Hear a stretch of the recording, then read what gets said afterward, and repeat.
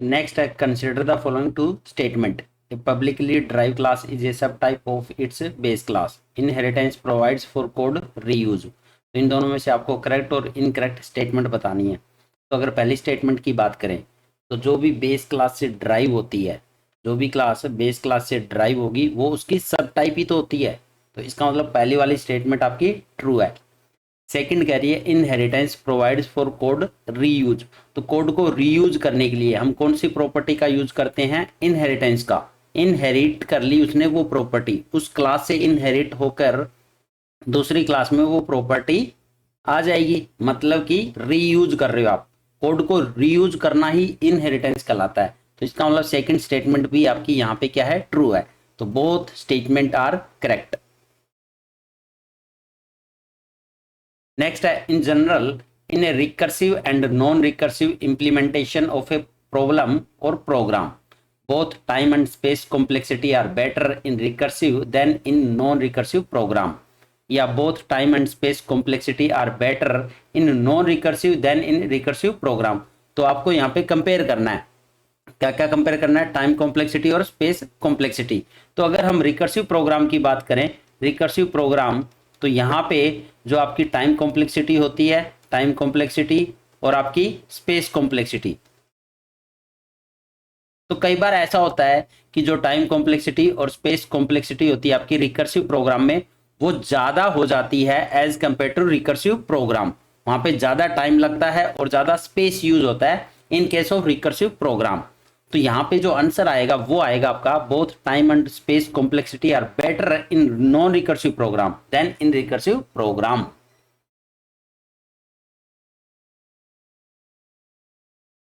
Next है in C plus plus which system provided function is called when no handler is provided to deal with an exception. तो यहाँ पे पूछा गया है कि अगर कोई एक्सेप्शन हैंडल ना हो तो उस केस में कौन से सिस्टम फंक्शन को कॉल किया जाता है, कौन से सिस्टम फंक्शन को इन्वोक किया जाता है?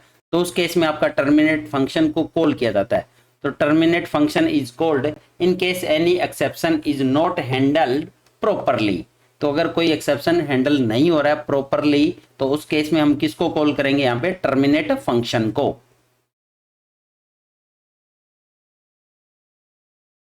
Which of the following services is not provided by the wireless access point in 802.11 wireless लैन? तो कौन कौन सी सर्विसेज प्रोवाइडेड नहीं की जाती वायरलेस एक्सेस पॉइंट के द्वारा इन 802.11 वायरलेस लैन? तो एसोसिएशन इसकी सर्विस होती है, डिस एसोसिएशन ये भी इसकी सर्विस होती है, इंटीग्रेशन ये भी इसकी सर्विस होती है। तो कौन सी नहीं होती यहाँ पे? Error correction is not provided by the wireless access point in 802.11 wireless LAN. Next, which of the following fields in IPv4 diagram is not related to fragmentation? तो अगर हम IPv4 डाटाग्राम को चेक करें यहाँ पे तो आपके सामने तीन फील्ड दिखाई दे रही है। फर्स्ट आपके आइडेंटिफिकेशन, फ्लैग्स और फ्रेगमेंट ऑफसेट। तो ये तीनों ही फील्ड आपकी रिलेटेड टू फ्रेगमेंटेशन होती है। तो यहाँ पे कौन सी नहीं है? तो आपको आंसर मिलेगा टाइप ऑफ सर्विस।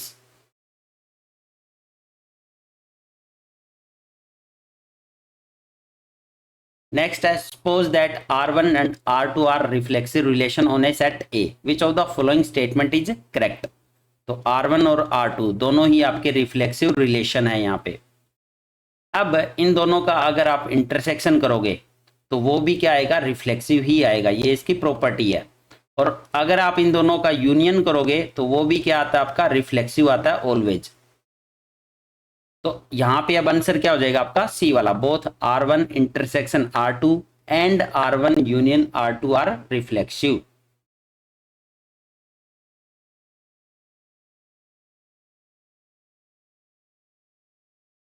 नेक्स्ट है virtual memory has a page size of 1K words, there are 8 pages and 4 block. तो यहाँ पे जो आपका पेज टेबल है, तो पेज टेबल में क्या क्या इंफॉर्मेशन होती है? पेज नंबर होता है और ब्लॉक होता है। तो यहाँ पे पेज नंबर गिवन है इस टेबल में, पेज नंबर 0, 2, 5 और 7, और इसका मेमोरी एड्रेस गिवन है 3, 1, 2 और 0।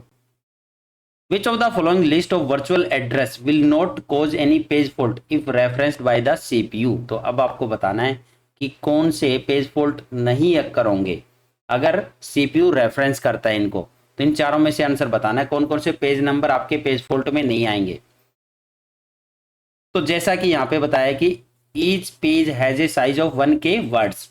तो 1K वर्ड्स का मतलब है यहाँ पे पेज का साइज क्या हो जाएगा 1024 वर्ड्स। ये एक पेज का साइज है। टोटल कितने पेज है यहाँ पे 8 पेज है। There are total 8 pages. तो यहाँ पे अगर हम बात करें फर्स्ट वाले पेज की, पेज नंबर 0 की, तो उसकी रेंज आ जाएगी 0 से लेके 1023 तक, क्योंकि हर एक पेज का साइज कितना है 1024 वर्ड्स। ऐसे ही पेज नंबर 1 इसकी बात करें तो आपका ये आ जाएगा 1024 से स्टार्ट होगा और ख़त्म होगा यहाँ पे 2047 पे। पेज नंबर 2, पेज नंबर 0, 1 और फिर आएगा 2, तो ये स्टार्ट होगा 2048 से और ख़त्म होगा 3071 पे। पेज नंबर 3 ये आपका 3072 से स्टार्ट होगा 4095 पे ख़त्म होगा। पेज नंबर 4 ये आपका 4096 से स्टार्ट होगा और फिनिश होगा आपका 5119 पे। पेज नंबर 5 ये आपका स्टार्ट होगा 5120 से और फिनिश होगा यहाँ पे 6143 पे। पेज नंबर 6 ये आपका स्टार्ट होगा 6144 से और फिनिश होगा 7167 पे। पेज नंबर 7 लास्ट वाला पेज ये आपका 7168 और फिनिश होगा 8191 पे। तो टोटल कितने पेज है 8 पेजेस। ये आपके पेजेस है। अब यहाँ पे पेज नंबर कौन कौन से प्रेजेंट है पेज टेबल में। पेज नंबर 0 है, page number 0,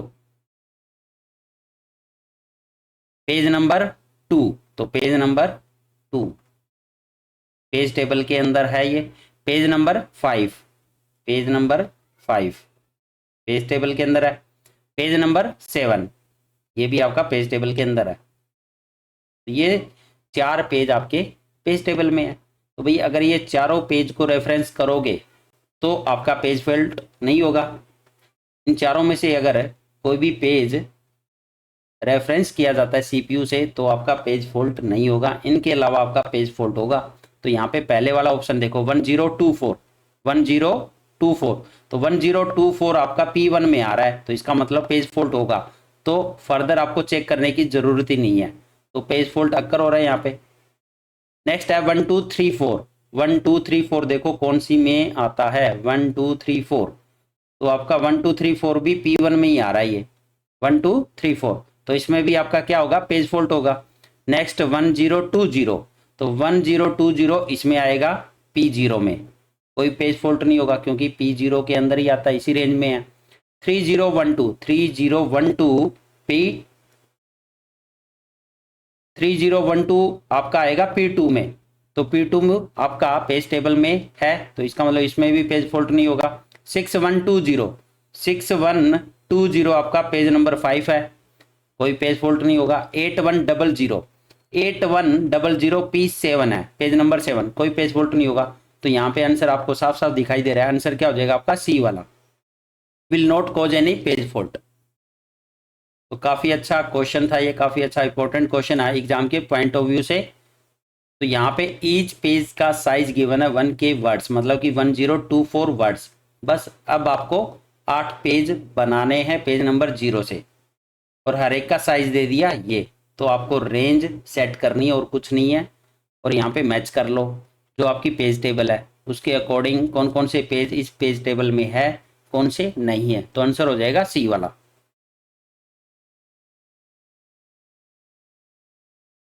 Suppose that the number of instruction executed between page fault is directly proportional to the number of page frames allocated to a program. If the available memory is double, the mean interval between page fault is also double. Further, consider that a normal instruction takes 1 microsecond, but if a page fault occurs, it takes 2001 microsecond. तो normal instruction execute होने में कितना time लेती है, normal instruction execute होने में यहाँ पे लेती है 1 माइक्रोसेकंड। बट अगर पेज फॉल्ट अक्कर होता है, 1 page fault takes 2001 microsecond. It takes 2001 microsecond. If a program takes 10 second to run, अब टोटल टाइम यहाँ पे गिवन है, कितना है 60 second to run, during which time it gets 15,000 page fault. तो यहाँ पे अब टोटल पेज फॉल्ट कितने अक्कर हो रहे हैं, टोटल पेज फॉल्ट आपके अक्कर हो रहे हैं 15,000 पेज फॉल्ट। तो एक पेज फॉल्ट कितना टाइम लेता है 2001 माइक्रो सेकेंड, तो इसको हम नियर बाय कह सकते हैं 2000 माइक्रो सेकेंड। अब टोटल पेज फॉल्ट यहाँ पे अक्कर हो रहे हैं 15,000, तो टोटल टाइम कितना लगेगा इसको, टोटल टाइम, तो पेज फॉल्ट में कितना टाइम यूज हो रहा है यहाँ पे, एक पेज फॉल्ट में आपका 2000 माइक्रो सेकेंड, तो 15,000 में कितना लगेगा, 15,000 इंटू 2000, तो ये आपका माइक्रो सेकेंड में आएगा। तो आपका नियर बाय ये आ जाएगा, अगर हम सेकंड में कन्वर्ट करेंगे तो आपका बन जाएगा ये 30 सेकंड। तो ये आपका जो टाइम आया है ये आपका पेज फॉल्ट का टाइम है 30 सेकंड, मतलब कि टोटल टाइम लग रहा है 60 सेकंड एक प्रोग्राम को रन करने में, जिसमें से 30 सेकंड ले रहा है ये पेज फॉल्ट को हैंडल करने के लिए। तो पेज फॉल्ट में कितना टाइम ले रहा है 30 सेकंड, तो इसका मतलब 30 सेकंड आपका एक्चुअल में जो प्रोग्राम है, जो इंस्ट्रक्शन है वो एग्जीक्यूट हो रही है, और 30 सेकंड यहाँ पे टाइम लग रहा है पेज फॉल्ट में। तो टोटल 60 टाइम आपने बाइफिरकेट कर दिया, यहाँ पे 30 सेकंड आपका एक्चुअल में प्रोग्राम एग्जीक्यूट हो रहा है, जिसमें से 30 सेकंड आपका पेज फॉल्ट है को हैंडल करने में यूज हो रहा है।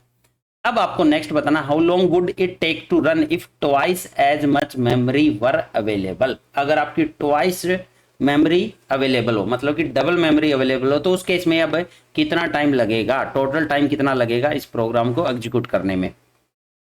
तो यहाँ पे एक स्टेटमेंट गिवन है, if the available memory is double the mean interval between page fault is also double. अगर मेमोरी का साइज डबल कर दिया जाए तो आपको पता है उस केस में क्या होता है, जो पेज फॉल्ट है वो हाफ हो जाएंगे। तो ऑब्वियस सी बात है, इस स्टेटमेंट का मतलब यही है, अगर मेमोरी का साइज ज़्यादा कर दिया जाएगा तो वहाँ पे अब ज़्यादा पेज स्टोर कर सकते हो आप पेज टेबल में, तो इसका मतलब आपका जो पेज फॉल्ट है वो भी रिड्यूस हो जाएगा। बट यहाँ पे रिड्यूस कैसे हो जाएगा, हाफ। तो memory size double, page fault आपका रिड्यूस हो जाएगा बाय हाफ। तो यहाँ पे अब टाइम कितना लगेगा, तो पहले टाइम लग रहा है 30 सेकेंड, पेज फॉल्ट को हैंडल करने में कितना टाइम लग रहा है 30 सेकेंड। अब इसका हाफ हो जाएगा, इसका हाफ मतलब 15 सेकेंड लगेगा पेज फॉल्ट को हैंडल करने में अब। और जो एक्चुअल में जो प्रोग्राम एग्जीक्यूट हो रहा है वो तो 30 सेकेंड अभी भी उतना ही टाइम लेगा ना, एक्चुअल जो इंस्ट्रक्शन है वो 30 सेकेंड ले रही है, उस पर कोई इफेक्ट नहीं पड़ा है यहाँ पे। यहाँ पे इफेक्ट किस पे पड़ा, पेज फॉल्ट पे, जो कि रिड्यूस हो गया हाफ 15 सेकेंड। तो टोटल टाइम अब कितना लगेगा 30 प्लस 15, कितना आपका 45 सेकेंड में अब वो प्रोग्राम एग्जीक्यूट हो जाएगा। तो यहाँ पे आंसर क्या हो जाएगा आपका सी वाला 45 सेकेंड। काफी अच्छा क्वेश्चन था ये, इंपॉर्टेंट क्वेश्चन आपका एग्जाम के पॉइंट ऑफ व्यू से। नेक्स्ट है the hash function used in double hashing is of the form. तो यहाँ पे अगर हम डबल हैशिंग की बात करें तो वहाँ पे आपका हैश फंक्शन यूज होता है सी वाला, तो इसका आंसर हो जाएगा C. H of K comma I is equal to h1 of K plus I into H of 2 K, और इस सारे का फिर क्या यूज करते हैं, मॉडुलो ऑफ m। तो आपका आंसर हो जाएगा यहाँ पे सी वाला, डबल हैशिंग में ये हैश फंक्शन यूज होता है।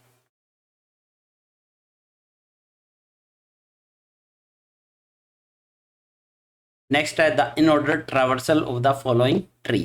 तो अगर हम इन ऑर्डर ट्रावर्सल की बात करें तो आपका सबसे पहले आता है लेफ्ट, फिर आपका आता है रूट, और फिर आपका राइट। तो यहाँ पे अगर हम इसको ट्रेवर्स करें स्टार्टिंग से, तो सबसे पहले लेफ्ट, मतलब ये जो रूट है इस रूट के लेफ्ट में जाएंगे, इसके बाद फिर से आपको रूट मिलेगा इस रूट के लेफ्ट में, फिर से आपको रूट मिलेगा इस रूट के लेफ्ट में। अब यहाँ पे ये रूट मिला आपको फिर से, बट इस रूट का लेफ्ट नहीं है, तो लेफ्ट के बाद में रूट, तो सबसे पहले ट्रावर्स क्या होगा, 2 हो जाएगा यहाँ पे। तो सबसे पहले क्या आ जाएगा आपका 2, उसके बाद नेक्स्ट इस 2 के बाद, क्योंकि इसका राइट भी नहीं है, तो लेफ्ट रूट और राइट, राइट है नहीं, तो वापस से रिवर्स जाएंगे। अब यहाँ पे ये रूट था 4, तो 4 का लेफ्ट आपने ट्रेवर्स कर लिया, तो अब रूट, रूट का मतलब 4, तो यहाँ पे क्या आ जाएगा 4, 2 के बाद क्या आएगा आपका 4। तो यहाँ पे अगर आप चेक करोगे 2 के बाद 4 एक ही ऑप्शन में आ रहा है, स्टार्टिंग में 2 और उसके बाद 4, तो आपका आंसर वैसे तो डी हो जाएगा, लेकिन इसको पूरा करोगे तो आपके सामने क्या आएगा, अब 4 के बाद आपका 3 हो जाएगा, क्योंकि इस 4 के बाद यहाँ पे 3 है राइट में। अब ये भी आपका कंप्लीट होता है नीचे वाला, वापिस से ऊपर गए रूट, तो 13 आ गया आपका। 13 के बाद अब राइट में आ जाओ, राइट में आए तो 7 मिला, 7 रूट है, 7 क्या रूट, रूट के लेफ्ट में कुछ नहीं है, तो रूट ही ट्रेवर्स होगा यहाँ पे, तो 7, 7 के राइट में 6 है, तो अब 6, अब जैसे ही 6 होता है 7 होता है, तो रूट का आपने 13 का राइट भी ट्रेवर्स कर लिया, वापिस से ऊपर आ जाओ, बैक ट्रैकिंग रूट, तो अब आपका रूट मतलब 15, तो इस तरह से आप ट्रेवर्स कर सकते हो। फिर आपका राइट, राइट में ये रूट है 20, अब 20 के लेफ्ट में 17, तो आपका 17 हो जाएगा, फिर आपका 20, फिर आपका 18 और लास्ट में फिर 18, आंसर क्या हो जाएगा डी वाला।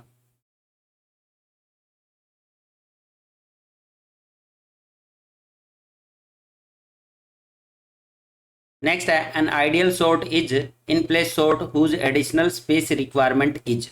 तो यहाँ पे अगर हम इन प्लेस सॉर्टिंग की बात करें तो यहाँ पे एडिशनल स्पेस रिक्वायरमेंट की ज़रूरत नहीं होती है, तो विद इन जो एरे होता है आपका, जो गिवन एरे होता है उसी सेम स्पेस को वो यूज करता है इन प्लेस सॉर्टिंग में, तो एक्स्ट्रा स्पेस यहाँ पे रिक्वायर नहीं होता इन प्लेस सॉर्टिंग में। तो एडिशनल स्पेस रिक्वायरमेंट की अगर बात करें तो यहाँ पे कांस्टेंट होता है, वो क्या होता है आपका constant. It means it does not depend on the size of the input array. This is because in place sort sorts the data within the original array without requiring additional storage. तो यहाँ पे इसका answer हो जाएगा C वाला। तो in place sorting क्या होता है, विद इन ओरिजिनल एरे होता है उसी में ये सॉर्ट करता है, तो एडिशनल स्पेस रिक्वायर नहीं होता इन प्लेस सॉर्टिंग में। तो कहाँ से फिर वो स्पेस कॉम्प्लेक्सिटी आएगी, तो कांस्टेंट ही आएगी वो, additional space requirement is big of 1 constant. Next है what will be the hexadecimal value in the register AX 32 bit after executing the following instruction. तो यहाँ पे AX की बात करें अगर हम, AX रजिस्टर की जो कि है 32 बिट, तो इक्वल टू हो जाएगा आपका ये AHAL। अब आपके सामने इंस्ट्रक्शन है मूव AL 15, तो ये 15 मूव हो जाएगा AL रजिस्टर में। तो अगर हम 15 को कन्वर्ट करें हेक्साडेसिमल में तो आपकी ये वैल्यू आ जाएगी 16 बिट में, अगर कन्वर्ट करना चाहें तो आपका 0F हो जाएगा ये। तो ये वैल्यू आपकी AL की आ चुकी है यहाँ पे, AL इक्वल टू 0F। तो स्टार्टिंग में आपका AX इक्वल टू क्या है, AH अभी 0 है और AL आपका 0F। नेक्स्ट मूव AH 15, तो यहाँ पे 15 मूव हो जाएगा अब AH में, तो आपका AH में क्या स्टोर हो गया फिर से आपका 15 जो कि होता है 0F हेक्साडेसिमल में 16 बिट में। तो यहाँ पे अब AH की वैल्यू क्या हो जाएगी फाइनली 0F, और ये भी आपका AL भी क्या है 0F, ये अब फाइनली AX में स्टोर हो चुका है आपका 32 बिट, तो 0F 0F। नेक्स्ट कह रहा है एक्सोर AL कोमा AL, तो यहाँ पे AL को एक्सोर किया जाएगा AL के साथ में, इटसेल्फ के साथ में, और फाइनली AL में स्टोर हो जाएगा। तो एक्सोर में क्या रहता है, अगर दोनों बिट आपके, दोनों बिट अगर 0 है मतलब कि सेम है, तो ये एक्सोर क्या देता है आउटपुट 0। दोनों अगर 1 है तो एक्सोर क्या देगा 0 देगा, मतलब सेम होने पे 0 आउटपुट देता है आपका एक्सोर ऑपरेशन। तो यहाँ पे AL आपके सामने है 0F, क्योंकि इटसेल्फ का इटसेल्फ के साथ में करना है, तो दोनों सेम होने पे क्या आउटपुट देता है, 0 देता है। तो ये AL को सेट क्या कर देगा, फाइनली AL को सेट कर दिया 0। अब इसके बाद में AX की वैल्यू क्या हो जाएगी, फिर आपका AH जो कि है 0F। अब AL आपका 0 सेट हो चुका है यहाँ पे, तो 0 0। फाइनली AX के अंदर ये वैल्यू स्टोर हो जाएगी। अब फाइनली ये वैल्यू स्टोर है आपके AX में। तो यहाँ तक आपने कंप्लीट कर दिया एग्जीक्यूशन, क्योंकि हम असेंबली लैंग्वेज में ये एग्जीक्यूट कर रहे हैं। तो असेंबली लैंग्वेज में आपका AX इक्वल टू होता है AHAL इन असेंबली लैंग्वेज। ये आपकी असेंबली लैंग्वेज है जो माइक्रो प्रोसेसर पे एग्जीक्यूट हो रही है। नेक्स्ट कह रहा है मूव CL3। तो 3 आपका मूव हो जाएगा अब CL रजिस्टर में। तो CL के अंदर स्टोर हो चुका है आपका 3। Next SHR AX CL। तो SHR क्या है आपका, शिफ्ट राइट। ये क्या है आपका, शिफ्ट राइट ऑपरेशन। अब CL के अंदर आपका 3 है, तो AX वाले रजिस्टर को शिफ्ट कर देगा राइट विद 3 बिट। तो इसका मतलब ये है AX CL में 3 है आपका, तो 3 बिट राइट में शिफ्ट कर देगा AX रजिस्टर को। तो AX के पास में है 0F00। तो अगर इसको बाइनरी में कन्वर्ट करो तो आपका ये आ जाएगा AX इक्वल टू ये आपके 000 और F को हम लिख सकते हैं यहाँ पे 111। फिर आपका 0 और 0 है, तो ये आपका 4 बार 0 और ये भी आपका 4 बार 0। तो बाइनरी में आपने इसको कन्वर्ट कर लिया यहाँ पे। अब ये कह रहा है कि shift by right with 3 bit. तो यहाँ पे 3 बिट राइट में शिफ्ट हो जाएगा सारा। तो 3 बिट में शिफ्ट होने का मतलब यहाँ पे 1 और यहाँ पे 1 और ये 1, ये आपका 0 और ये आपका 0 0 0 0। अब ये 1 यहाँ आ जाएगा और यहाँ पे ये सारे 0, ये 0 ये 0 यहीं पे रहेगी। ये आपने शिफ्ट ऑपरेशन अप्लाई कर दिया, शिफ्ट राइट 3। अब फाइनली आपको बतानी है कि AX के अंदर क्या वैल्यू स्टोर हो जाएगी आफ्टर दीज इंस्ट्रक्शन। तो ये वैल्यू स्टोर हो जाएगी फाइनली आफ्टर दीज ऑपरेशन। अब इसको चेक कर लो ये कौन सी वैल्यू है। तो ये आपके 0, ये आपका 1, ये आपका E और ये आपका 0। तो ये आपका आंसर हो जाएगा। ये किससे मैच हो रहा है आपका, ये मैच हो रहा है आपका C वाले से, C वाले से। तो आंसर हो गया आपका C। तो ये हेक्साडेसिमल में वैल्यू हमने कन्वर्ट कर दी फाइनली इसको हेक्साडेसिमल में, तो आंसर हो गया C।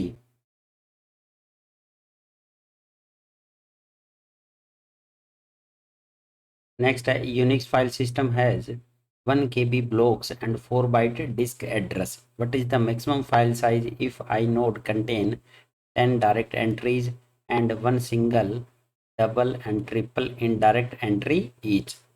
तो यहाँ पे ये जो क्वेश्चन है आपका वो है आपका यूनिक्स फाइल सिस्टम से। तो यूनिक्स फाइल सिस्टम में आइनोड स्ट्रक्चर का यूज किया जाता है। तो अगर हम आइनोड स्ट्रक्चर की बात करें, आइनोड स्ट्रक्चर, तो यहाँ पे क्या क्या इंफॉर्मेशन स्टोर रहती है आपके आइनोड में।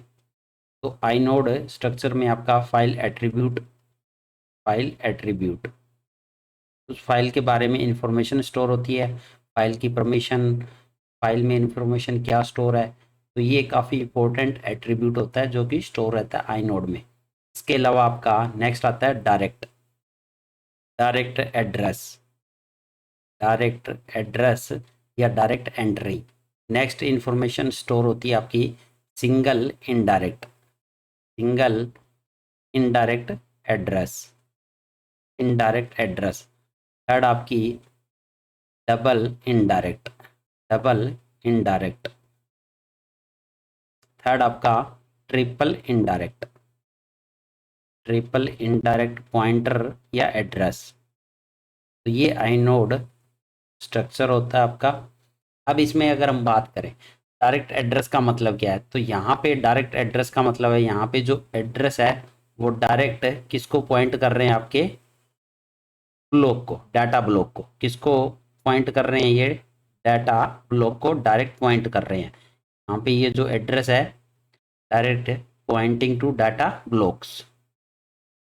सिंगल इनडायरेक्ट का मतलब क्या है, सिंगल इनडायरेक्ट का मतलब है यहाँ पे अब एक और ब्लॉक है, एक और आपका डिस्क ब्लॉक है, एक और आपका डिस्क ब्लॉक है, जहाँ पे अब पॉइंटर स्टोर है। अब ये पॉइंटर फर्दर पॉइंट कर रहे हैं अब डाटा ब्लॉक को, ये आपके डाटा ब्लॉक है। तो सिंगल इनडायरेक्ट में क्या रहता है आपका, अब इस ब्लॉक में आपके एड्रेस स्टोर है और ये एड्रेस फर्दर डाटा ब्लॉक को पॉइंट कर रहे हैं आपके, ये एड्रेस फर्दर डाटा ब्लॉक को पॉइंट कर रहे हैं एक लेवल के बाद, ये कह सकते हो आप। जो डाटा मिलेगा वो एक लेवल के बाद मिलेगा आपको सिंगल इनडायरेक्ट में। अगर हम डबल इनडायरेक्ट की बात करें तो डबल इनडायरेक्ट में आपको फिर से यहाँ पे एक डिस्क ब्लॉक मिलेगा। अब यहाँ पे पॉइंटर स्टोर रहेंगे। अब ये पॉइंटर फर्दर किसी अनदर डिस्क ब्लॉक को पॉइंट कर रहे हैं, जहाँ पे फिर से आपके एड्रेस ही मिलेंगे आपको। अब ये एड्रेस फर्दर आपके डाटा ब्लॉक को पॉइंट करेंगे यहाँ पे फाइनली। अब ये आपका डाटा ब्लॉक है, ये आपका डाटा ब्लॉक है यहाँ पे। तो यहाँ पे अब ये डाटा ब्लॉक को पॉइंट कर रहे हैं, ये आपका क्या है, डाटा ब्लॉक। तो डबल इनडायरेक्ट, तो यहाँ पे 2 लेवल पे पॉइंटर है, 2 लेवल पे एड्रेस है और 3rd लेवल पे आपका डाटा मिल रहा है। और ट्रिपल इनडायरेक्ट में अब आपको समझ आ गया होगा यहाँ पे क्या होने वाला है। पहले लेवल पे आपको पॉइंटर ही मिलेंगे, पहले लेवल पे आपको पॉइंटर मिलेंगे। अब ये पॉइंटर फर्दर दूसरे लेवल पे भी पॉइंटर को ही पॉइंट कर रहे हैं। अब इस पॉइंटर से आपको एक लेवल पे फिर से आपको एड्रेस मिलेंगे, तो ये आपका 3 लेवल। अब यहाँ पे अब आपको क्या मिलेगा, यहाँ पे डाटा ब्लॉक मिलेगा। अब ये पॉइंटर फर्दर डाटा ब्लॉक को पॉइंट कर रहे हैं। तो इस तरह से आपका सिंगल इनडायरेक्ट, डबल इनडायरेक्ट और ट्रिपल इनडायरेक्ट पॉइंटर यूज होता है यूनिक्स फाइल सिस्टम में। जब आपका फाइल का जो साइज होता है वो लार्ज हो, बहुत बड़ी फाइल हो, तो उसको स्टोर करने के लिए हम क्या यूज करते हैं, direct address, single indirect, double indirect और ट्रिपल इनडायरेक्ट एड्रेसेस का यूज किया जाता है, जिसके लिए आइनोड स्ट्रक्चर डिफाइन होता है, जिसमें आपके फाइल एट्रीब्यूट और ये सारे एड्रेस स्टोर रहते हैं। अब यहाँ पे जो इंफॉर्मेशन गिवन है वो क्या गिवन है, a Unix file system has 1 KB block. तो यहाँ पे ब्लॉक का साइज दे दिया, ब्लॉक का size, block size equal to 1 KB, मतलब कि 2 की पावर 10 बाइट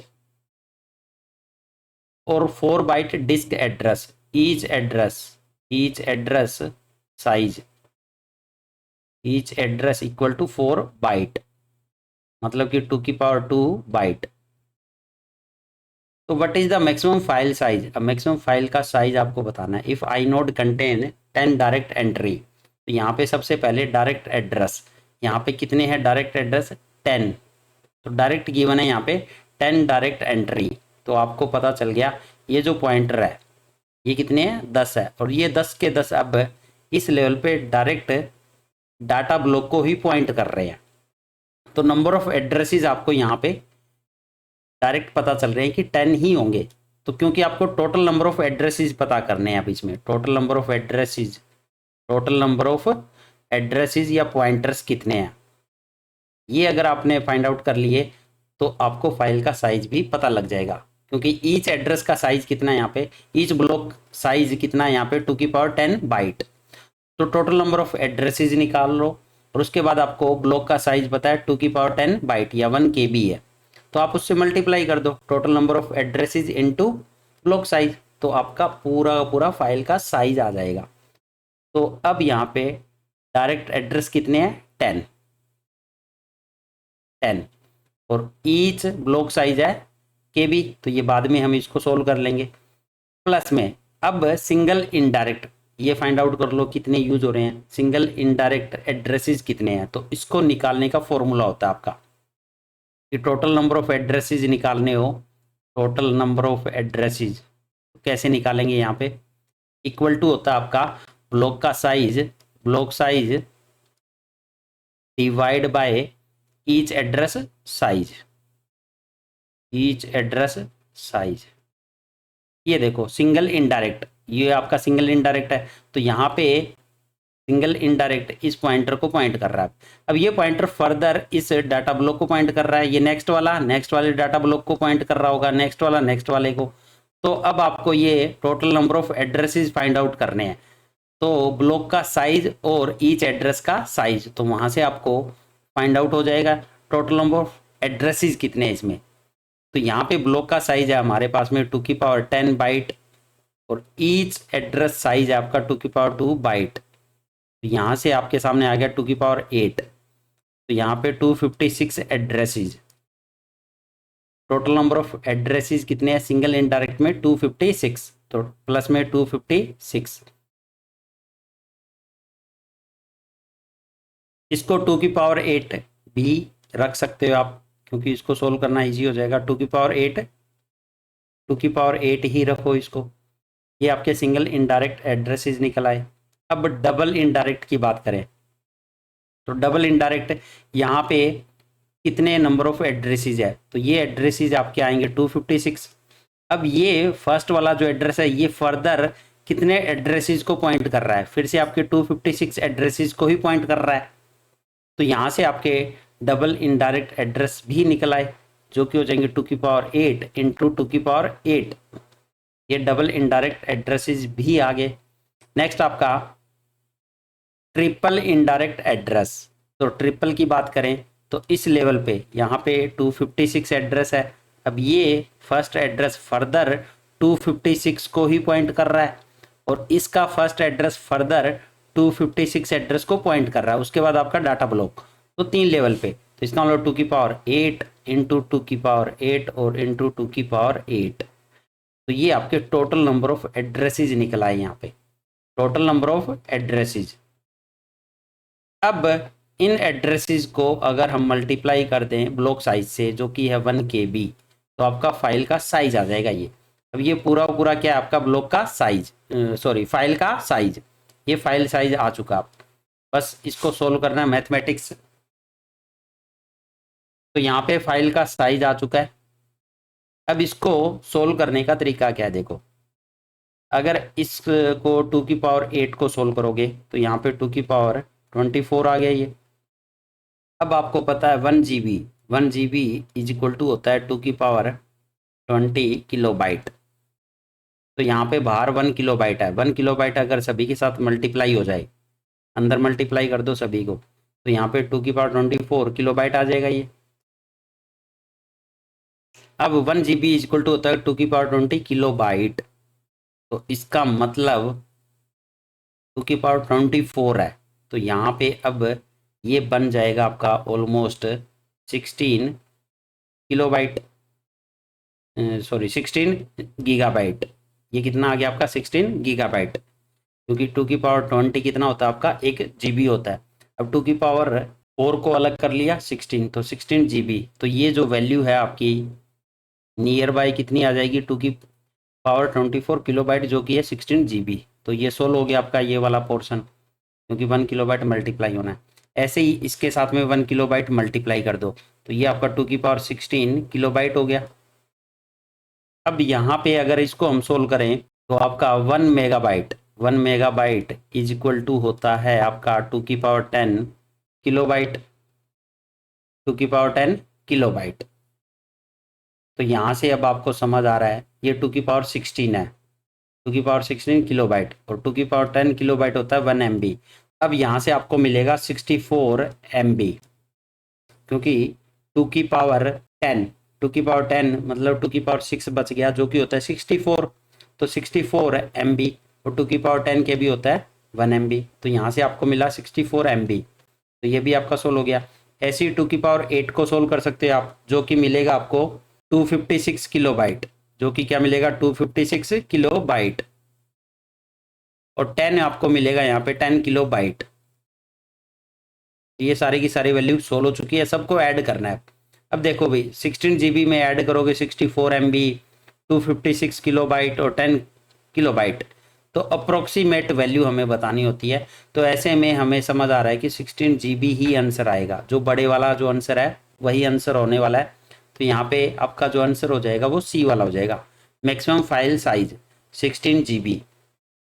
तो ऐसे क्वेश्चन को सोल्व करने की भी जरूरत नहीं है। जो सबसे बड़ी एंट्री है ट्रिपल इनडायरेक्ट, यहाँ पे एड्रेसेस निकल गए, उसको मल्टीप्लाई करो ब्लॉक साइज से, तो वही आंसर हो जाएगा। क्योंकि जो छोटी वाली वैल्यू है वो इसमें ऐड भी करोगे तो ज़्यादा फर्क नहीं पड़ने वाला। अप्रोक्सीमेट आपको फाइल का साइज बताना है यहाँ पे, जो कि आएगा 16 GB।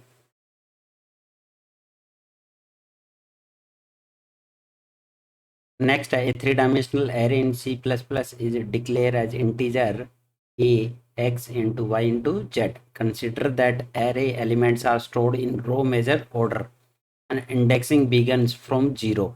Here the address of an item at the location a p q r can be computed as follows, where w is the word length of an integer. तो यहाँ पे अगर हम बात करें बेस एड्रेस की, तो आपको बेस एड्रेस गिवन है। यहाँ पे बेस एड्रेस आपका गिवन है यहाँ पे A0 0, ये आपका बेस एड्रेस है यहाँ पे, क्योंकि 0 से इंडेक्सिंग स्टार्ट हो रही है। और W is the size of an integer या length of an integer, size of integer an integer, ये भी गिवन है आपका। दो चीज़ें गिवन है। अब आपको इस वाले एलिमेंट की लोकेशन फाइंड आउट करनी है। तो अगर हम 3 डायमेंशनल एरे की बात करें तो ये क्यूबॉइड की फॉर्म में या क्यूब की फॉर्मेट में डाटा स्टोर रहता है। तो यहाँ पे सबसे पहले हमें pth रो तक पहुंचना होगा। तो to reach pth rho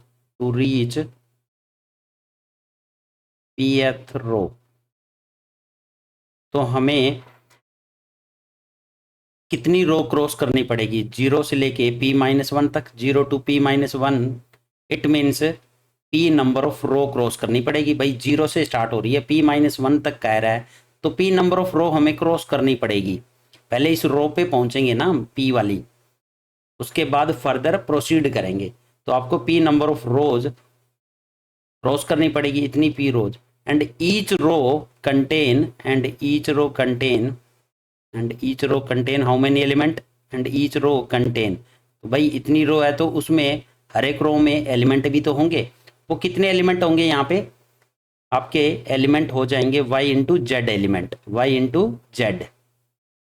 into Z elements आपको क्रॉस करने पड़ेंगे हर एक रो में। तो टोटल नंबर ऑफ एलिमेंट कितने क्रॉस हो गए? इसका मतलब टोटल नंबर ऑफ एलिमेंट आपके कितने क्रॉस हो जाएंगे यहाँ से? अब आपको p into y into Z, ये आपका पहला सोल्व हो चुका है कि आपको pth रो तक पहुंचने के लिए p रोज एंड इतने एलिमेंट क्रॉस करने पड़ेंगे। तो इसका मतलब टोटल ब्लॉक आपको कितने क्रॉस करने पड़ेंगे? p into y into z, या फिर y into z into p बोल लो, तो इतने आपको क्रॉस करने पड़ेंगे। तो यहाँ पे वैसे तो आंसर आपको मिल जाता है। यहाँ पे देख लो y into z into P कहाँ पे है, तो इसमें आपका नहीं है। इस वाले ऑप्शन में आपका y into z into p, ये आपका x into y into p है, ये तो नहीं हो सकता। x into y into q, ये भी नहीं हो सकता। तो यहाँ पे आंसर वैसे आ चुका है आपका बी वाला।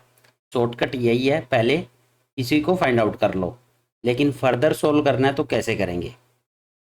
अब आपको नेक्स्ट पी रो पे पहुंच गए, अब क्यूएथ एलिमेंट पे पहुंचना है। नेक्स्ट क्यूएथ एलिमेंट पे पहुंचना है आपको। क्यूएथ एलिमेंट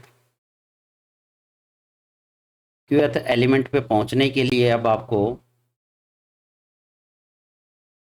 क्यूएथ एलिमेंट और पीएथ रो, क्योंकि आप पी वाली रो में पहुंच गए हो, इसका मतलब यहाँ पे पी वाली रो में हो, अब उसके क्यूएथ एलिमेंट तक पहुंचना है।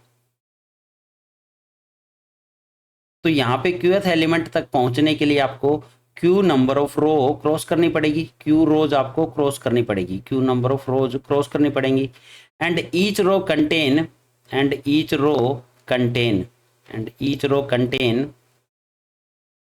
कितने element? Each row contain total यहाँ पे कितने आपके Z, each row contain Z element या Z column, each row contain Z columns. तो यहाँ पे टोटल एलिमेंट कितने क्रॉस किए? फिर इसका मतलब आपने z इंटू क्यू, कितने आ गए ये z इंटू क्यू, क्योंकि आपको क्यू रो क्रॉस करनी पड़ेगी क्यूएथ एलिमेंट तक पहुंचने के लिए। अब उसके बाद each row contain z column, तो भाई कॉलम भी तो आएंगे वो सारे, ये कॉलम ही तो है, ये कॉलम आपको क्रॉस करने पड़ेंगे जब आप इस वाले एलिमेंट पे पहुंचोगे।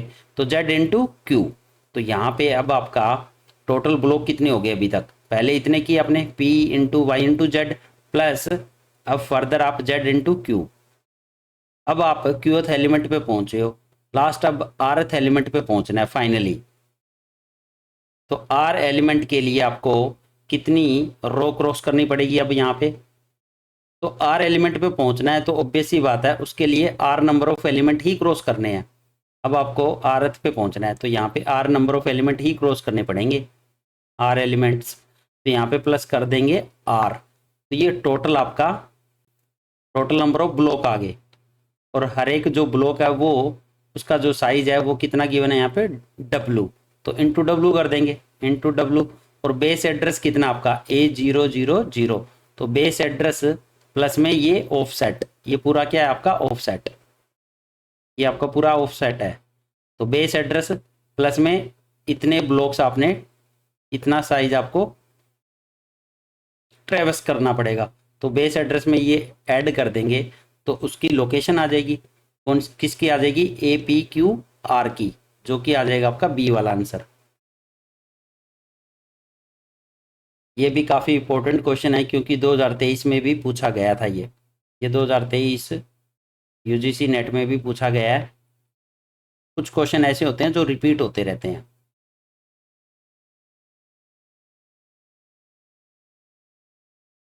Next, which of the following is a sequential circuit, multiplexer, decoder, counter और फुल एडर। तो अगर हम बात करें मल्टीप्लेक्सर की, डिकोडर की और फुल एडर की, ये तीनों आपके कॉम्बिनेशनल सर्किट है। ये तीनों आपके कौन से सर्किट है, कॉम्बिनेशनल सर्किट, कॉम्बिनेशनल सर्किट। तो इसका मतलब आंसर क्या हो जाएगा आपका काउंटर। तो counter is a sequential circuit.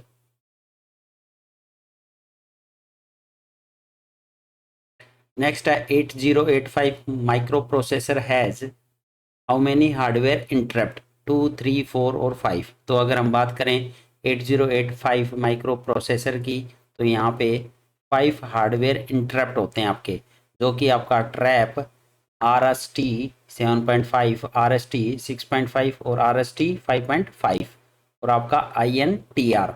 तो ये आपके 5 हार्डवेयर इंटरप्ट होते हैं 8085 माइक्रो प्रोसेसर में। तो इसका आंसर क्या हो जाएगा आपका 5, डी वाला।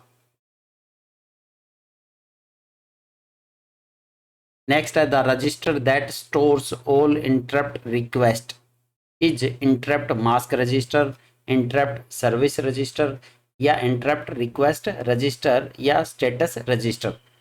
तो ऐसे रजिस्टर को क्या बोलते हैं जो स्टोर करता है इंटरप्ट रिक्वेस्ट को, तो उसको बोला जाता है यहाँ पे इंटरप्ट रिक्वेस्ट रजिस्टर। क्या बोलते हैं, इंटरप्ट रिक्वेस्ट रजिस्टर। ये स्टोर करता है सारे की सारी इंटरप्ट रिक्वेस्ट को। नेक्स्ट है in method the word is written to the block in both the cache and main memory in parallel. तो यहाँ पे इस मेथड को बोला जाता है राइट थ्रो। क्या बोलते हैं इसको, राइट थ्रो। तो इसमें एक साथ में साइमल्टेनियसली कैशे और मेन मेमोरी में जो भी डाटा है वो राइट किया जाता है, यहाँ पे वर्ड को राइट किया जाता है एक साथ कैशे और मेन मेमोरी में, इसको बोला जाता है राइट थ्रो।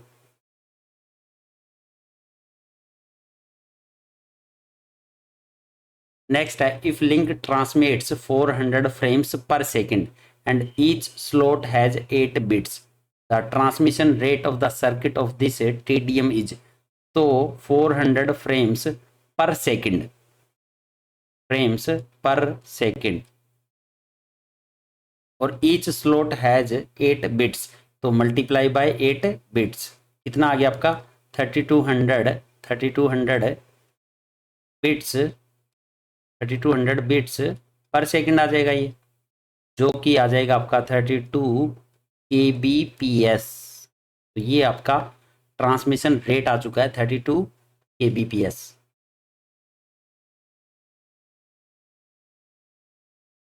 नेक्स्ट है encrypt the plain text message extranet using transposition cipher technique with the following की। तो यहाँ पे प्लेन टेक्स्ट और साइफर टेक्स्ट गिवन है, तो आपको यूज करना है ट्रांसपोजिशन साइफर टेक्निक, मतलब कि पोजीशन चेंज करनी है और कुछ नहीं है।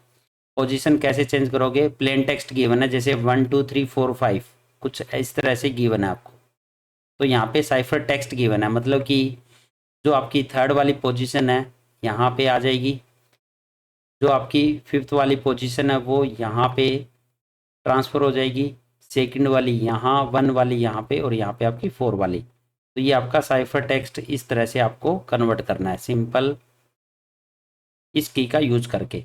तो देखो एक्स्ट्रा नेट, अगर हम एक्स्ट्रा नेट की बात करें, एक्स्ट्रा नेट इसमें हम पोजीशन लिख लेते हैं, तो आपके सामने 1, ये आपका 2, ये आपका 3, ये आपका 4 और ये आपका 5। अब ये 1, ये 2 और ये आपका 3। तो यहाँ पे देखो प्लेन टेक्स्ट आपका 1 2 3 4 5, तो आप 1 2 3 4 5, उसके बाद फिर 1 2 और 3।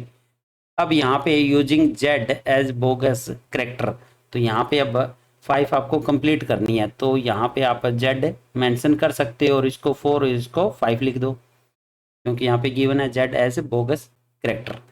अब इसको कन्वर्ट करना है साइफर टेक्स्ट में, तो देखो पहले 5 को उठाओ, 1 2 3 4 5 को, तो यहाँ पे पहले कौन आएगा, यहाँ पे इस वाली पोजीशन पे कौन आएगा, 3 आएगा, फिर आपका 5 आएगा, फिर आपका 2, फिर आपका 1, फिर 4, ऐसे ही दोबारा ये सीक्वेंस चलेगा, 3 5 2 1 4, बस हो गया कन्वर्ट। तो 3 पे कौन है, 3 पे है टी, 5 पे कौन है, 5 पे है आपका ए, उसके बाद 2 2 पे कौन है एक्स, उसके बाद आपका 1 1 पे कौन है ई, 4 4 पे कौन है आर, तो आपका कन्वर्ट होता रहेगा। अब 3 पे कौन है, नेक्स्ट नेक्स्ट वाले सीक्वेंस पे 3 पे है टी, 5 पे कौन है जेड, 2 पे कौन है ई, कन्वर्ट हो गया आपका। 1 पे कौन है एन, 4 पे कौन बचा जेड, तो ये आपका साइफर टेक्स्ट आ चुका है। किससे मैच हो रहा है ये आपका, ये आपका मैच हो रहा है ए वाले से, ए वाले से मैच हो गया, आंसर हो गया ए। तो इस टॉपिक पे भी क्वेश्चन आते रहते हैं आपके यूजीसी नेट में, जिसमें साइफर टेक्स्ट में कन्वर्ट करना होता है प्लेन टेक्स्ट में। तो इस टाइप के क्वेश्चन काफ़ी इंपॉर्टेंट है एग्जाम के पॉइंट ऑफ व्यू से। नेक्स्ट आपका number of different binary trees with 6 node, तो इसका डायरेक्ट फॉर्मूला होता है आपका number of total number of binary tree is possible, कितने हो जाएंगे 2n factorial divide by factorial n plus 1 into factorial n, total number of binary tree, और n क्या है यहाँ पे नंबर ऑफ नोड्स, n क्या आपकी नंबर ऑफ नोड्स, तो डायरेक्ट ये फॉर्मूला यूज करना और कुछ नहीं है। तो यहाँ पे अगर फॉर्मूला यूज करें तो 2 into 6 divide by n plus 1 का मतलब है 7 इंटू 6, अब ऊपर आ जाएगा आपका फैक्टोरियल 12, नीचे आपका फैक्टोरियल 7 इंटू फैक्टोरियल 6। तो 12 को अगर ओपन करें तो 12 इंटू 11 इंटू आपका 10 इंटू आपका 9 इंटू आपका 8, ये अब फैक्टोरियल 7 हो जाएगा। तो नीचे आपका फैक्टोरियल 7 और इंटू फैक्टोरियल 6, तो ये फैक्टोरियल 7 इससे कैंसिल आउट हो जाएगा। अब यहाँ पे बचा क्या आपका, ऊपर बचा आपका 12 इंटू 11 इंटू 10 इंटू 9 इंटू 8, और 6 फैक्टोरियल को ओपन कर लो, तो 6 into 5 into 4 into 3 into 2 into 1, अब इसको कैंसिल आउट कर लो, ये 6 दूनी 12, तो ये कैंसिल हो गया। इसके अलावा आपका ये 5 इससे कैंसिल हो जाएगा, 5 दूनी 10, 4 दूनी 8, और ये 3 इससे कैंसिल हो गया आपका, 3 3 9, इसको मल्टीप्लाई कर लो, तो आपका 3 दूनी 6 और 6 दूनी 12, 12 और 11 को मल्टीप्लाई करना है, तो आपका आंसर आ जाएगा 132। आंसर क्या आ गया 132। Total number of binary tree कितने पॉसिबल है 132, तो ये फॉर्मूला यूज करना है total number of binary tree के लिए। काफ़ी आसान क्वेश्चन था, फॉर्मूला बेस।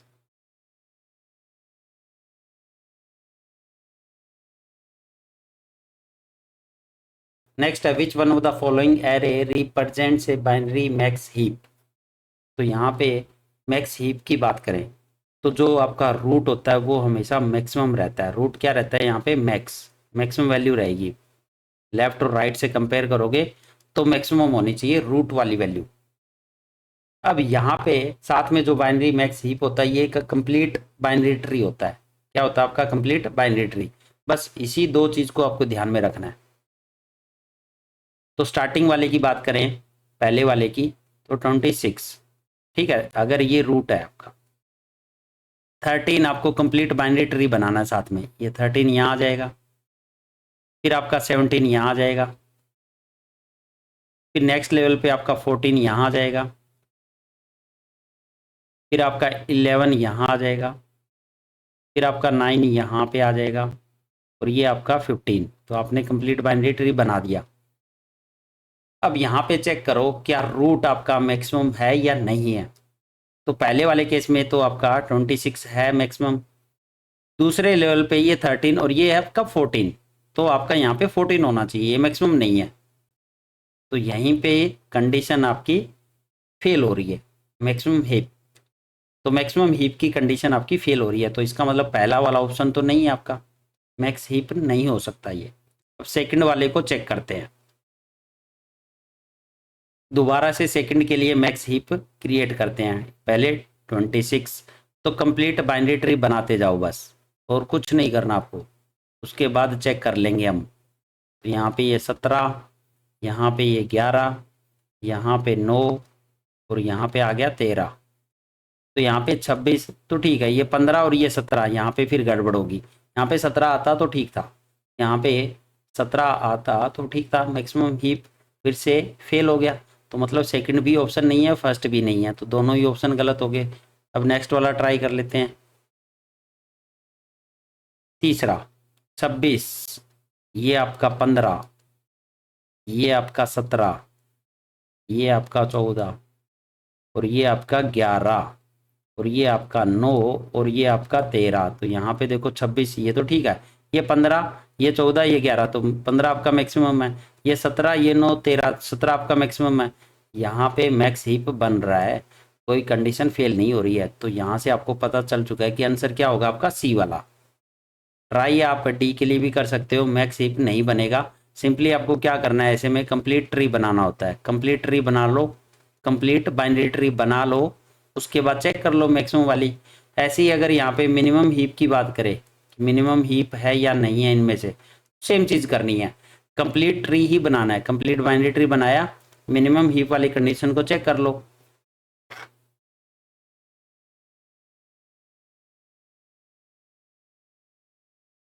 नेक्स्ट है, suppose that we have numbers between 1 to 1000 in a binary search tree.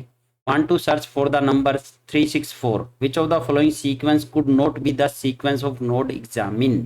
यहाँ पे फिर से एक इंपॉर्टेंट क्वेश्चन है बाइनरी सर्च ट्री का। तो बाइनरी सर्च ट्री की अगर बात करें, BST की, तो इसमें आपका जो रूट होता है,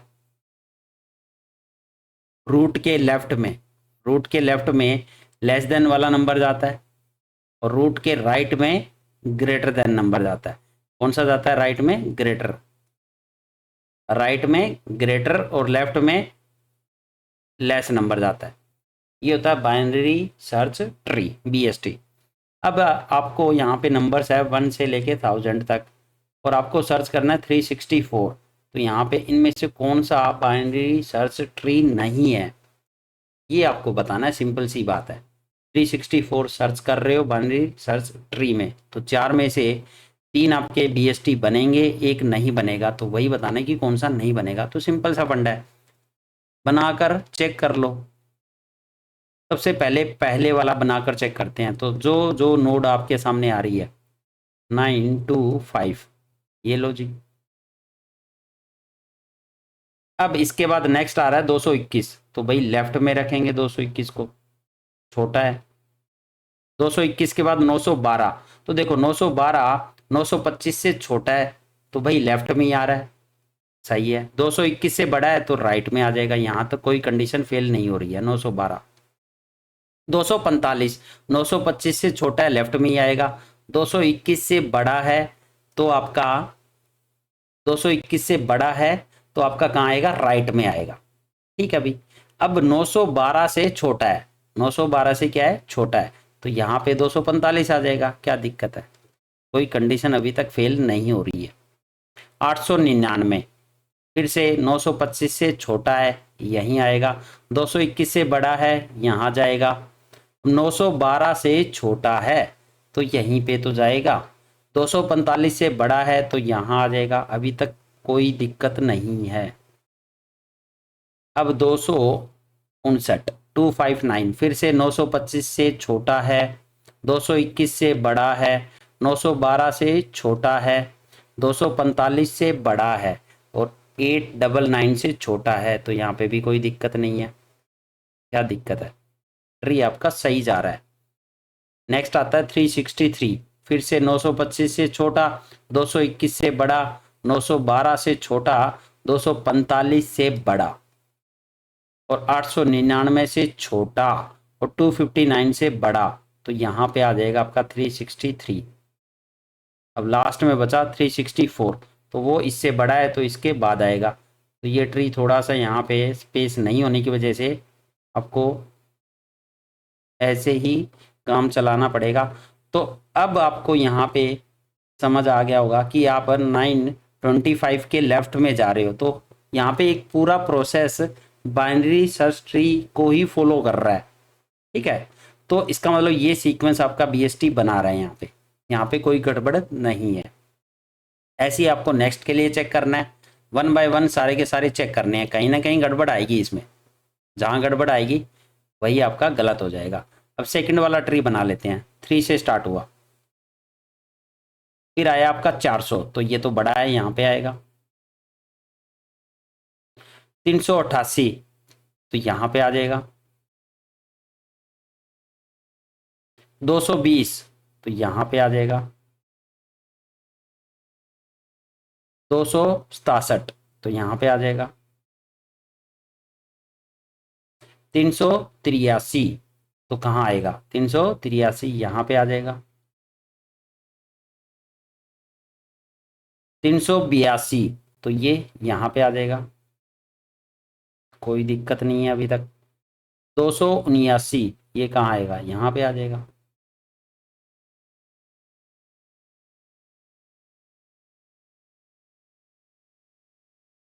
अब लास्ट बचा 364, 364 कहाँ आएगा? इससे बड़ा है तो यहाँ पे आ जाएगा। अब देखो इसमें भी कोई गड़बड़ नहीं है, 3 से बड़ा है, 400 से सारे छोटे हैं। देखो 400 के अगर लेफ्ट में देखोगे तो सारे के सारे छोटे ही हैं, यही चेक करना है कि 400 से कोई बड़ा नहीं आना चाहिए यहाँ लेफ्ट में।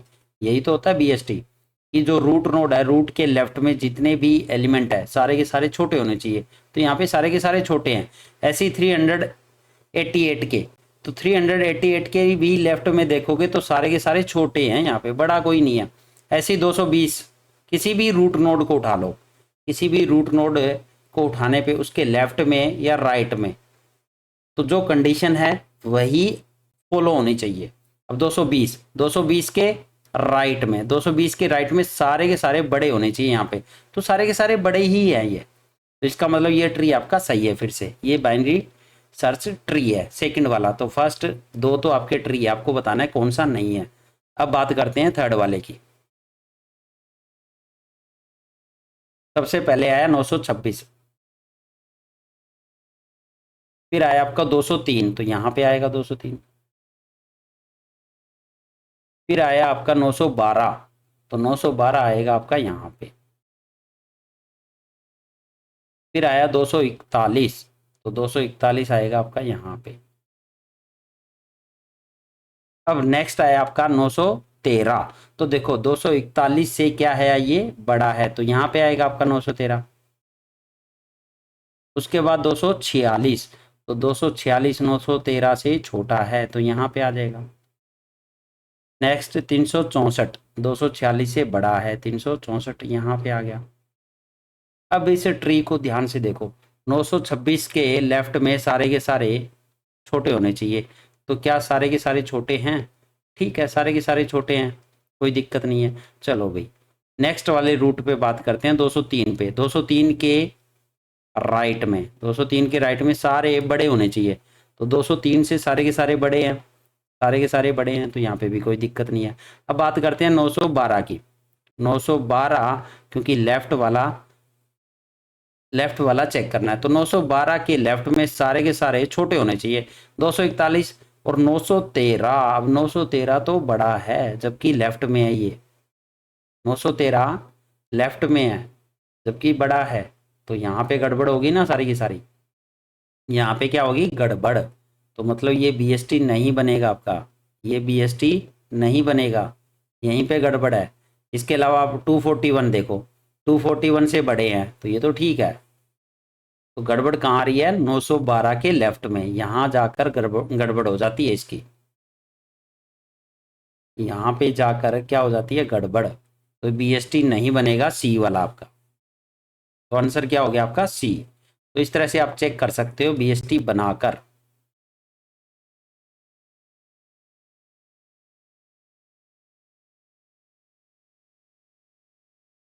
नेक्स्ट है in Unix the process that have finished execution but have not yet had their status collected are known as.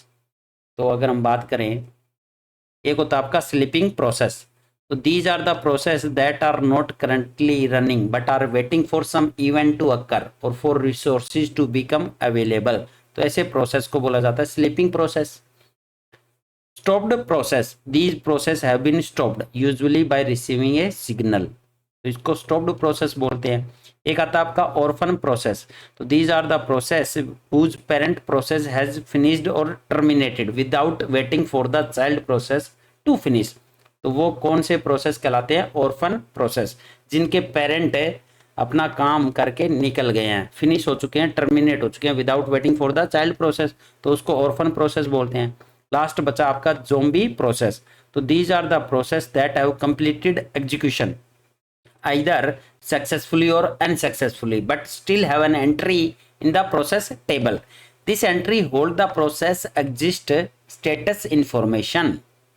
This entry hold the process exit status information which needs to be collected by the parent process. तो इसका मतलब process that have finished execution but have not yet had their status collected are known as zombie process, तो ये process कहलाते हैं zombie process, जो complete हो चुके हैं चाहे वो सक्सेसफुली हुए हो या अनसक्सेसफुली, बट अभी उनकी जो एंट्री है, उनका जो स्टेटस है वो कलेक्ट नहीं हुआ है, have not yet had their status collected are known as zombie process, तो आंसर हो जाएगा सी वाला।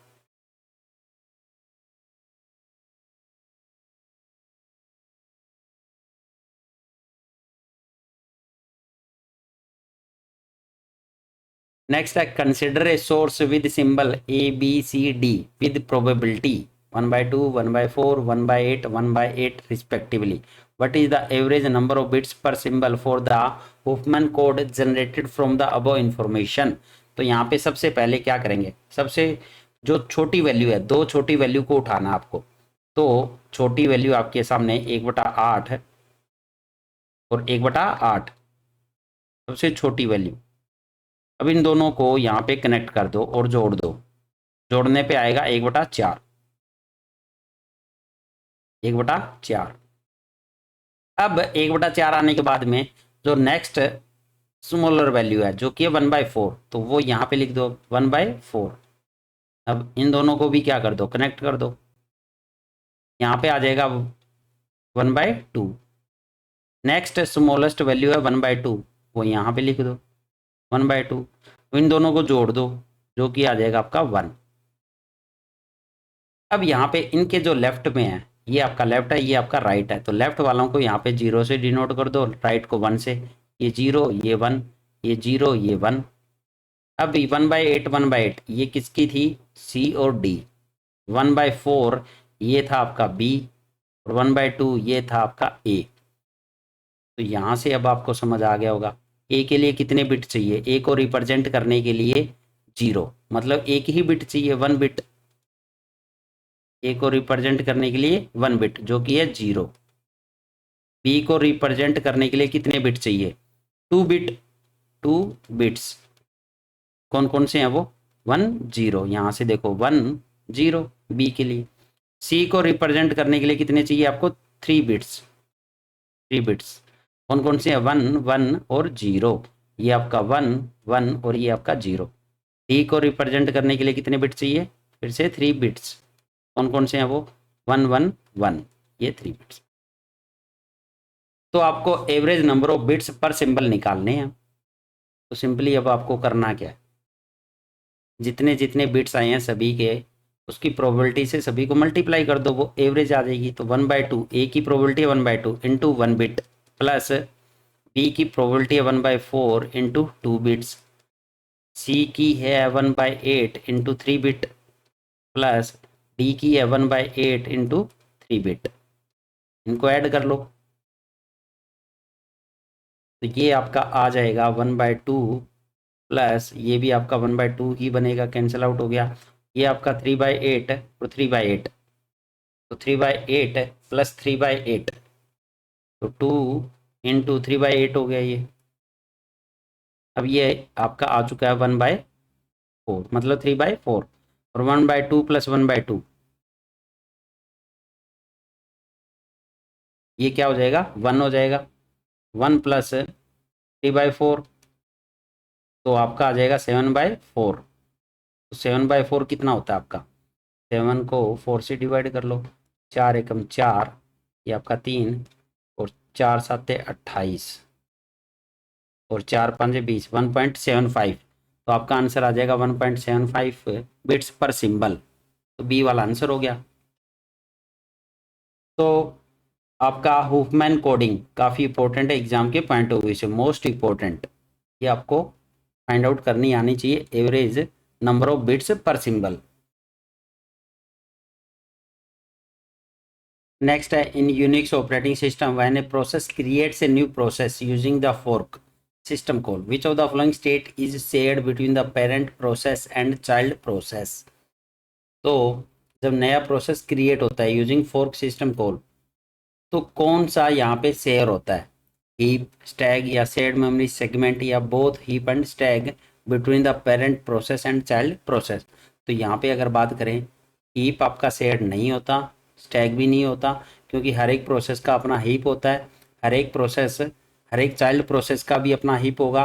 ठीक है, तो पेरेंट प्रोसेस का भी अपना हीप होता है, चाइल्ड का भी अपना हीप होता है। ऐसे ही पेरेंट प्रोसेस का अपना स्टैग होता है, चाइल्ड प्रोसेस का भी अपना एक अलग स्टैग होता है। तो ये शेयर्ड नहीं होते बिटवीन दीज प्रोसेस। नेक्स्ट आपका शेयर्ड मेमोरी सेगमेंट, तो ये वाला पोर्शन आपका शेयर्ड होता है, क्योंकि इंटर प्रोसेस कम्युनिकेशन में आपका shared memory segment is shared between the parent process and child process. तो आंसर हो जाएगा सी वाला।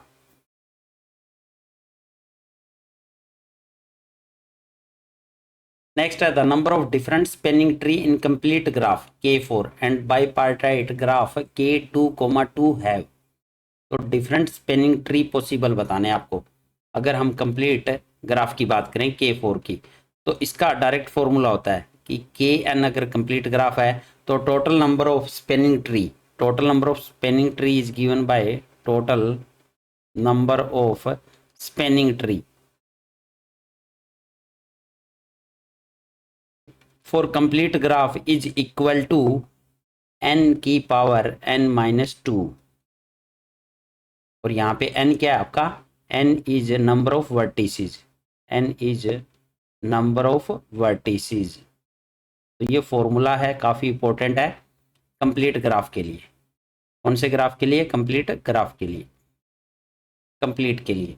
तो यहाँ से आपको डायरेक्ट आंसर मिल जाएगा। नंबर ऑफ वर्टिसेस K4, तो K4 में 4 आपके, तो 4 की पावर 4-2 जो कि आ जाएगा 4 की पावर 2 जो कि है 16। तो आंसर आ गया। अब अगर हम बाईपार्टाइट ग्राफ की बात करें जो कि है आपका K2, 2, तो इसमें नंबर ऑफ स्पेनिंग ट्री कितने पॉसिबल है, डिफरेंट स्पेनिंग ट्री। तो यहाँ पे भी एक फॉर्मूला होता है कि Km, इस बाईपार्टाइट ग्राफ के लिए total number of spanning tree कितने पॉसिबल है, total number of spanning tree is equal to, ये होता है आपका m की पावर n-1 इंटू n की पावर m-1। तो यहीं से आपको पता लग जाएगा, क्योंकि यहाँ पे m आपका 2 है और n भी क्या है 2 है, क्योंकि K2, 2। तो सिंपली आपको क्या करना है, 2 की पावर 2-1 इंटू 2 की पावर 2-1, क्योंकि दोनों ही वैल्यू सेम है। तो आपका आंसर क्या आ जाएगा यहाँ पे 2 इंटू 2। जो कि आ जाएगा 4। तो आपके सामने आंसर आ चुका है 16,4। तो ये भी काफ़ी इंपॉर्टेंट क्वेश्चन है एग्जाम के पॉइंट ऑफ व्यू से। डायरेक्ट फॉर्मूला बेस, तो ये दो फॉर्मूले हैं कंप्लीट ग्राफ के लिए स्पेनिंग ट्री n की power n-2, by partite graph के लिए k m, n, तो m की पावर n-1 इंटू n की पावर m-1। तो आंसर आ जाएगा आपका सी वाला।